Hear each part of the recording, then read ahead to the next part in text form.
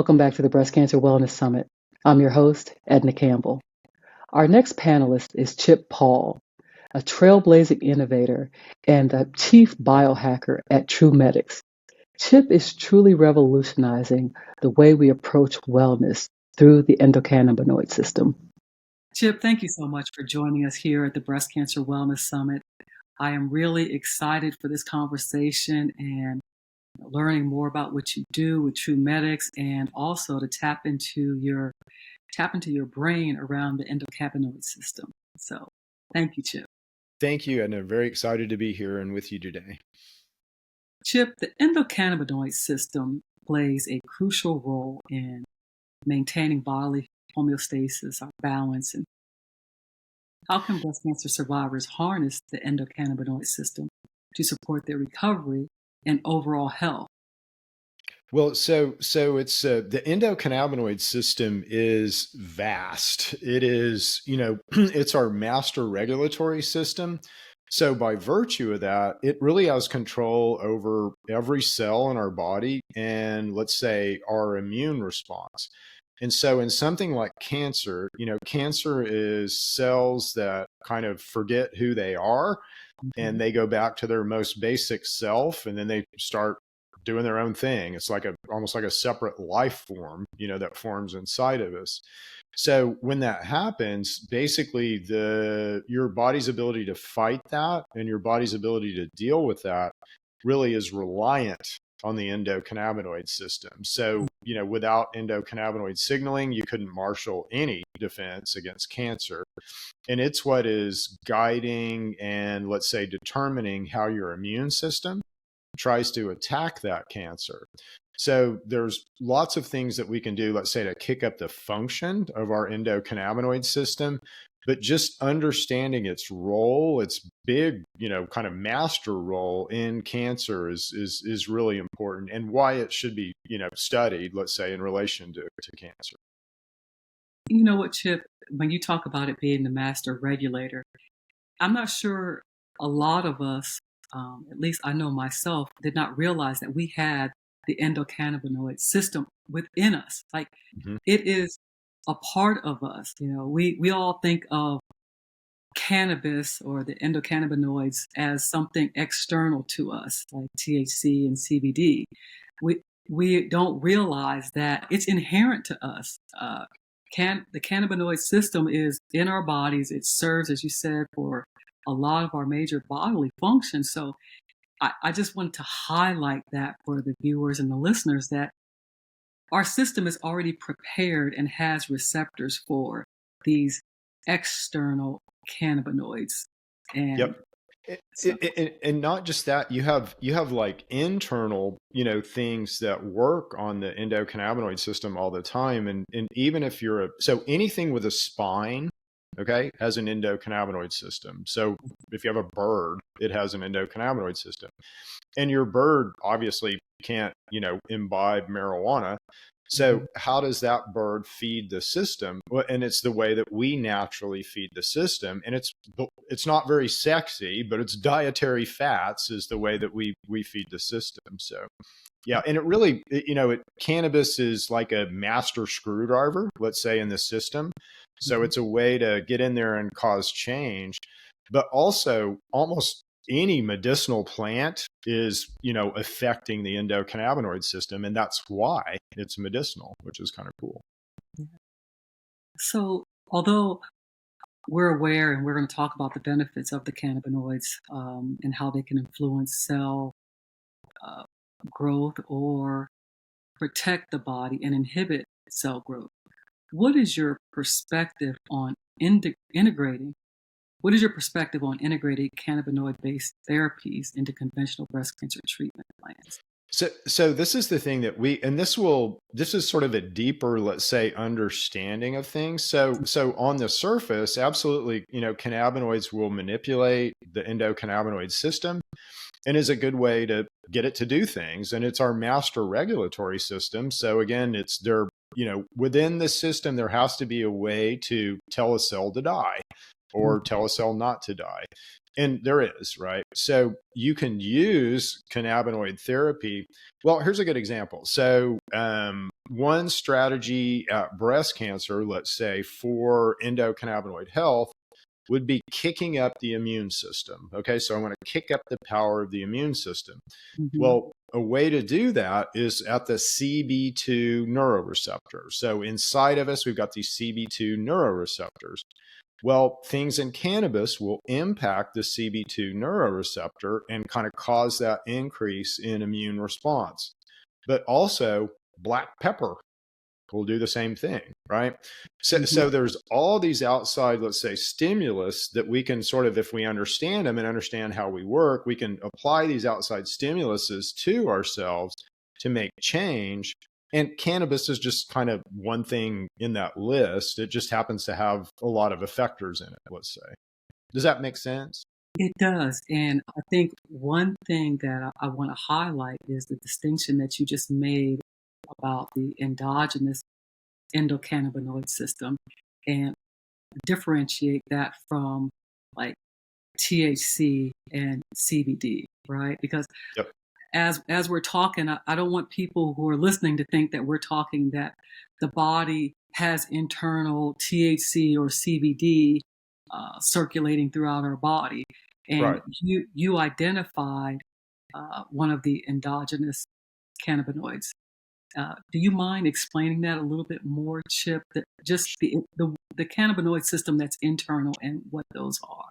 Sure, and let me do this in a way that has to do with a system and it's kind of let's say pretty easy to understand. So we all have heard about, let's say, Ozempic and the GLP-1, the semi-glutides, and how they're helping people lose weight. Okay. Mm-hmm. Well, I'll kind of walk you through this as a pharma strategy and then an endocannabinoid strategy, but it'll help you understand the system and then how we would affect the system with non-marijuana things. Okay.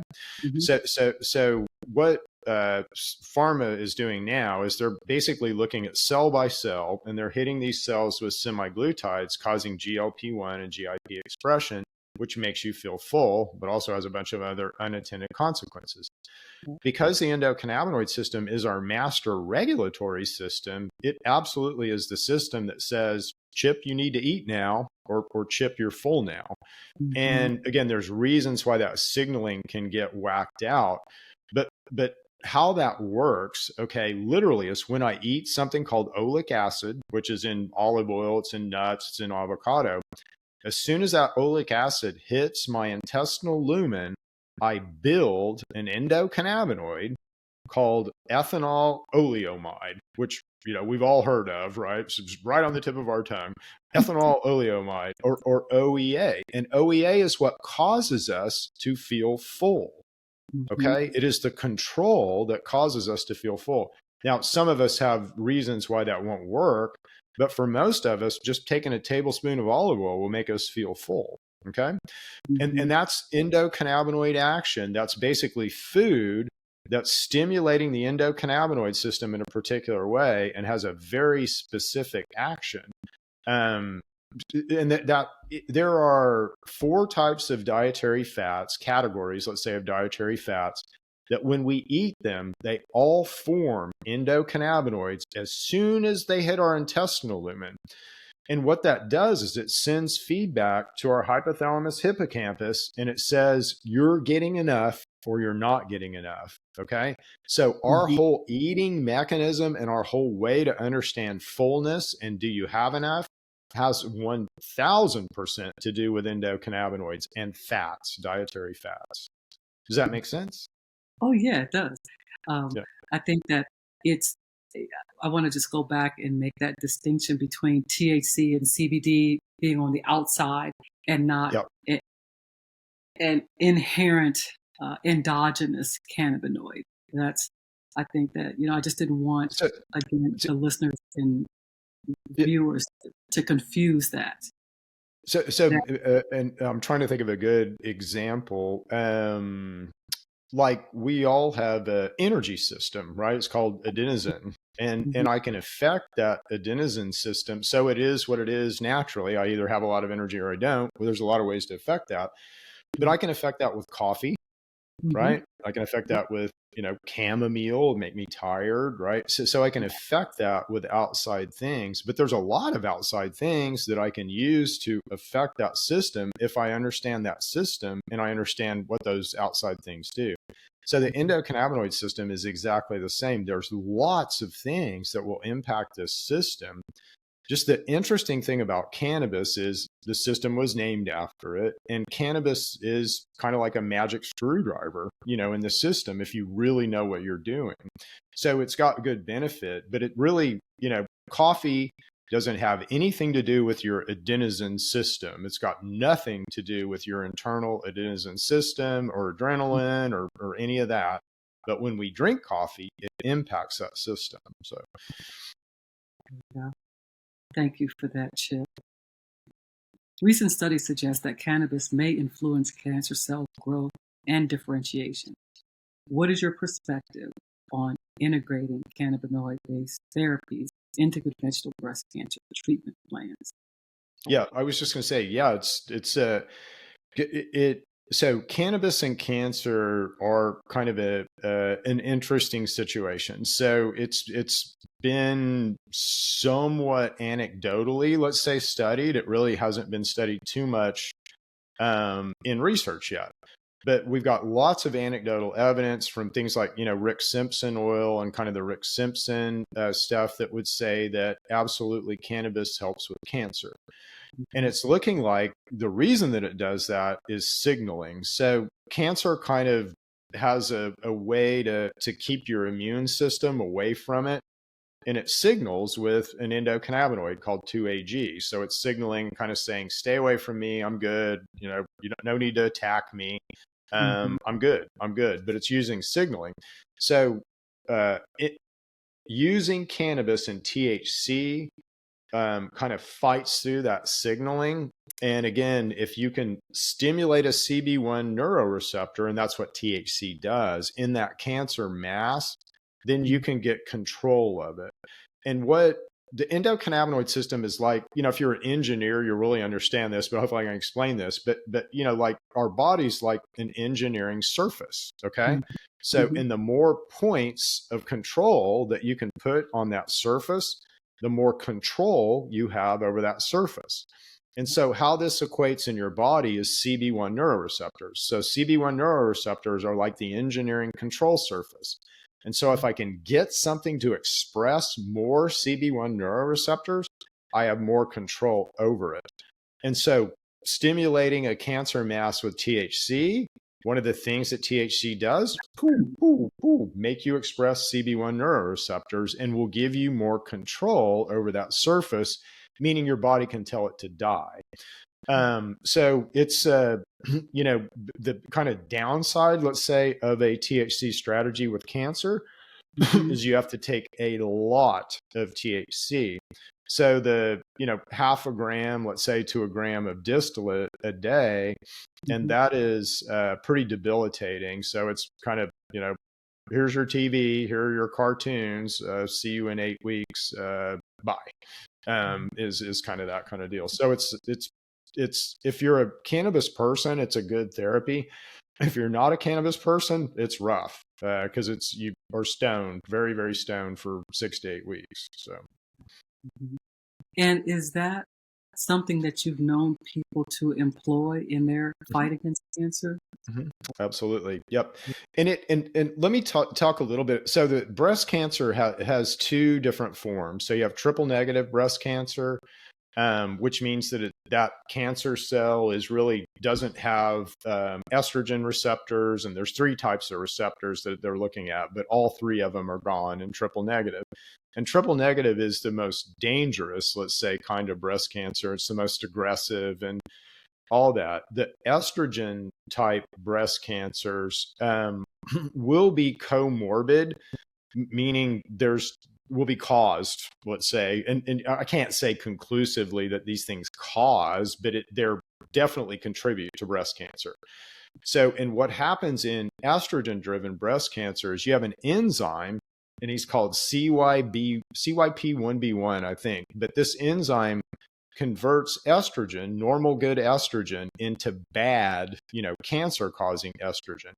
And it doesn't do it all the time. It does it, with a probability, let's say. So the more of this enzyme you have expressed, the more probability that you're going to get bad estrogen and likely cause estrogen type breast cancers or colon cancers or any other estrogen type cancer.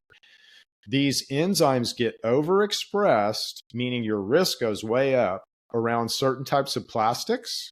So BPA in particular will cause this enzyme to just go crazy and will increase your risk for breast cancer. Things like pathogenic infections like H. pylori, and people who have H. pylori will know it if they have burning when they eat. So GERD, gastric upset, ulcer-like symptoms, burning when you eat. Those pretty likely mean you have H. pylori. And it is comorbid with breast cancer, meaning it'll greatly increase your risk. So we're beginning to learn all these risk factors also associated with breast cancer that are, will be helpful as we really try to attack this disease. Chip, a lot of what you do would be considered alternative to, of course, the mainstream naturopathic. With the rise of alternative or natural remedies around breast cancer in particular, how would someone who is maybe confronted with breast cancer be able to discern the authenticity of what they're attempting to go into with an alternative treatment? Yep. So that's a very good question, is where do you go for authority right now? Because, we used to go to the white lab coat, right? So the white lab coat was the authority, and we've all been burned by the white lab coat over the past, 5 years or so. So, and not to say that the white lab coat isn't doing good stuff. There's so much good work always going on, let's say in the medical system with cancer. But at the same time, the medical system kind of protects the medical system, and that's, knowledge based as well. So there's a lot of truth that's outside of the medical system that the medical system right now just kind of won't acknowledge. And so I'll walk you through some things that every single cancer patient should know, whether it's breast cancer or not. So first of all, your body has two gears. You have a low gear and you have a high gear. And when you're in high gear, you've got two ways to fight cancer. And this is any cancer. You've got a process called autophagy, which is an immune process, which will gobble up mutated cells. And you've got a protein called P53 that will attack cancer and kill it. So when we're in high gear, those are both on. When we're in low gear, we turn both of those off. Well, what's high gear and low gear? Eating. All right. When I eat, I turn both of my cancer fighting processes off, and they stay off for 5 hours. So we really preach intermittent fasting for our cancer folks. We think that's really important. And, eating in an 8, and what that means is skip breakfast, start eating at noon, eat as much as you want between noon and 8 o'clock. It's not about denial or keeping you from food. It's just about forcing your eating into a window so that we optimize this downtime. We want downtime to be as little as possible. We want you to have as much cancer fighting, optimized immune time as you possibly can. So that's number one. Number two is all of us eat way too many omega-6 fats. Again, two most important foods you eat every day, omega-3 and omega-6 fats. So we all eat too many omega-6 fats and not enough omega-3 fats. And that sets a real inflammatory and reactionary situation in our immune system, which allows cancer to thrive. So if we just eat more omega-3s, put more omega-3s in our diet, that really helps balance out that situation. And the last little tip is vitamins. So again, A vitamins, D vitamins, E vitamins, and K vitamins are all fat soluble. And what that means is your body will store them. So your body will store them in fat. B's and C's are water soluble. And B's are really important in helping cells protect themselves, and certainly in cancerous situations. And then C's are really important in helping cells detox if they've gotten bad stuff, right? And so none of us probably take enough B's and C's, and they're water soluble, meaning that if you don't take B's and C's every day, you won't have them. Okay. And so we all need B's and C's. And then the last little bit is kind of trace metals. And again, we're really finding the importance of zinc and selenium in immune health. So zinc is really, really important in immune health, and so is selenium, believe it or not. So, and that's stuff that anyone can do at any time. Now, if you have an active cancer situation, we then recommend, and again, this is, we're going to kind of give you the information. We got to be kind of careful with this because this isn't a human drug. But we recommend that people look at fenbendazole as a cancer, solution. And it's even clinical trials, I think, for, cancer. So fenbendazole and ivermectin, and kind of a 2-week on fenben, 2-week on ivermectin, 2-week on fenben, 2-week on ivermectin, rest 2 weeks is kind of a good attack at cancer. And we've got a protocol, if anyone's interested, I guess, if you want it. And then the last thing really is kind of the cannabis treatment. And again, we'll work with people, or we try to work with people on that. That's kind of unique and personalized. Like if you were going through chemotherapy, that would be a little bit different than if you were going to just go on your own without any chemotherapy. So there would be some nuance in kind of what we'd recommend there. But there's a protocol, let's say, and it's way more than just take this pill, you'll get better. It's you kind of got to, cancer's an all hands on deck thing, because it can kill us. And so for me, it's, you throw the book at cancer always. And people will come in and say, hey, it's, in fact, I just had a lady that doesn't want any kind of medical help with her breast cancer right now. And so that's challenging for us, but we can, kind of handle that. That's a little scary too. But we always recommend any kind of cancer or anything, let's throw the book at it. And that's a kind of a combination between the medical system and holistic healing. So, Chip, as we talk about alternative medicine, my mind just went, and I was just thinking about Gerson therapy. I've had high doses of IV vitamin C's, and do you believe in that practice as a way of boosting the immune system and helping to fight against breast cancer or cancer in general? But also, do you feel like you have maybe modeled some of your practice after something like Gerson therapy, or that's not really a model for you? Yeah, no, let's say it's a data point that validates things, right? So there's lots of evidence. There was a big clinic, I think they're actually still doing it, a big clinic in Mexico that was, would IV, vitamin C, massive doses of vitamin C for cancer patients, and had really good success. There's lots of good vitamin C therapies, but let me describe what's going on maybe, and this will be helpful, and then I'll describe kind of what vitamin C does. So just real quick, what happens in cancer, and cancer can be caused by environment. So, here, hold this plutonium will definitely give you cancer, and cancer can be caused by pathogens like HPV or H. pylori, or there's a lot of different bugs that'll cause cancer. But at their core, it's all adducted DNA. And so what does that mean? Well, DNA isn't really what we think it is. DNA is kind of like a big antenna. And again, if the antenna gets stuff stuck to it, then it doesn't know what to do. And if it doesn't know what to do, it just goes back to its most basic and ancient self, which is cancer. Okay. And that's exactly what happens in cancer. Cancer cells just kind of forget who they are, and they go back to their ancient and basic self. Their ancient and basic self is not efficient at energy. It's really good at producing massive amounts of energy, but it takes a lot to do it. It's not an efficient process. And because of that, it wrecks the mitochondria in the cells. Okay. And this causes tons of oxidative stress. Vitamin C helps cut down that oxidative stress. And that oxidative stress, let's say, is a huge distraction for your immune system. So, if you're spending 99% of your immune system fighting oxidative stress and 1% fighting cancer, that vitamin C changes that equation. And now maybe you can go 50-50.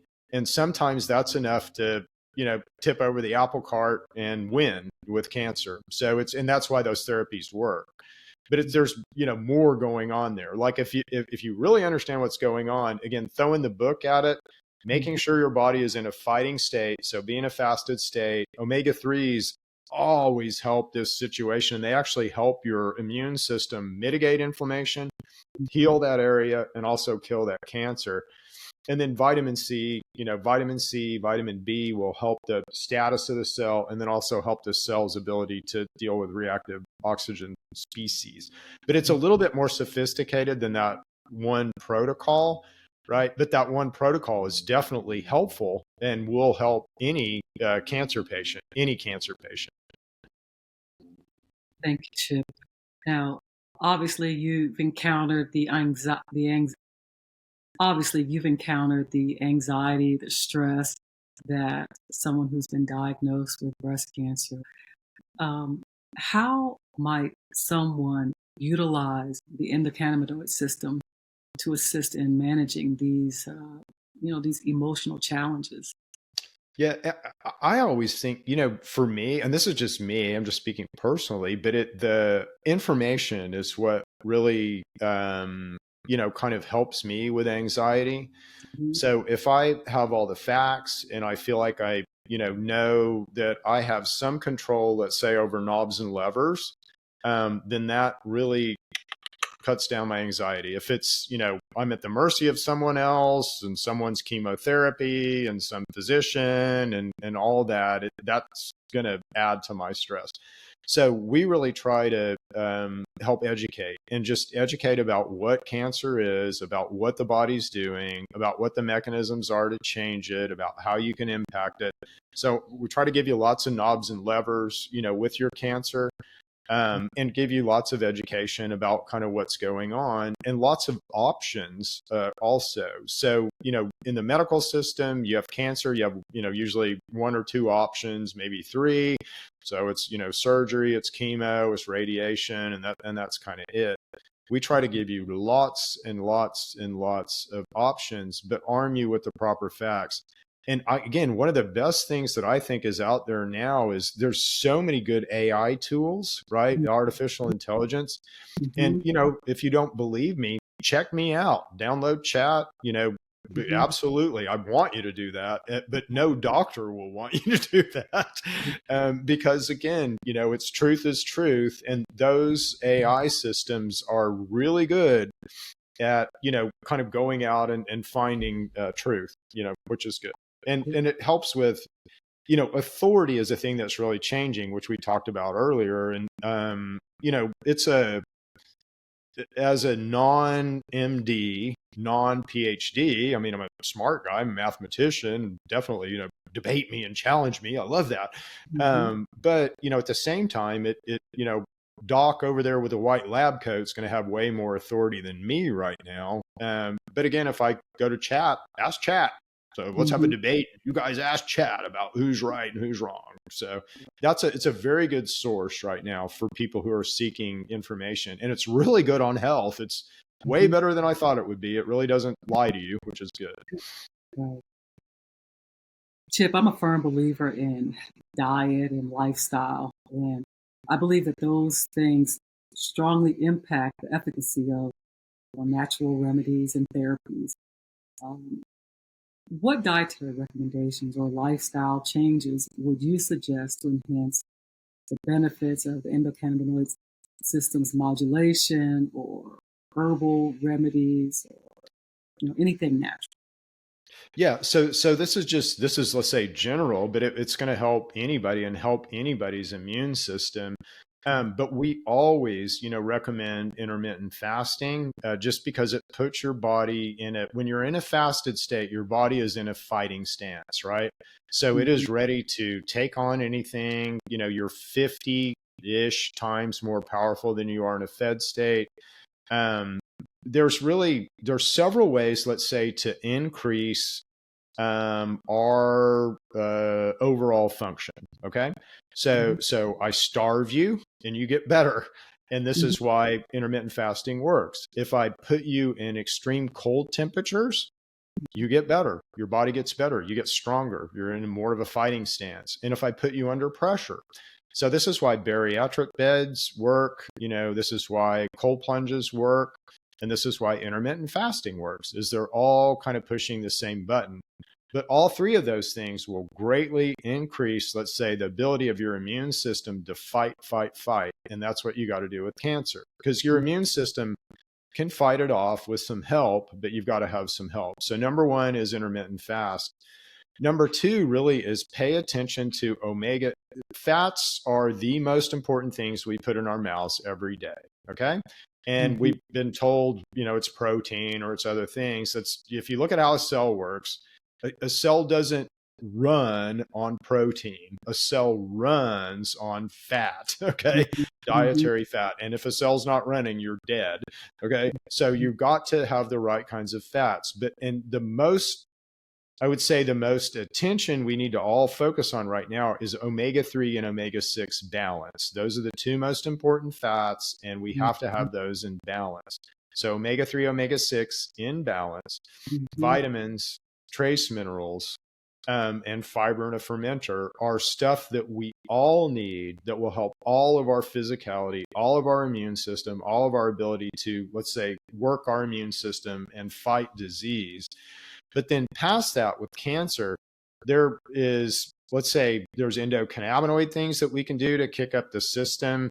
So things like chili peppers, right? So capsaicin, things like menthol, kind of help kick up the system.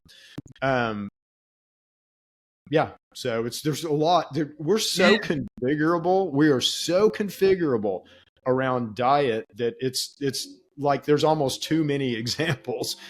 Okay. There's a lot that you can do. And again, I would encourage everyone to download something like Chat GPT, and it's good now at giving I have breast cancer. What natural products would help me with my breast cancer? And you're going to get all you want. So Chip, a lot of the information that you shared really focuses on increasing vagal tone. I'm sure you're aware of the vagus nerve and its impact and how it runs throughout our system and the two-way pathway from the 10th cranial nerve down to our gut, et cetera, et cetera. Yep. And I think that this is very important for people to understand why gut health is important and how that vagus nerve interacts with the brain, et cetera, et cetera. And, we could probably talk until the end of the day about that, but I just wanted to highlight that because it's so important in managing our health and understanding the vagus nerve.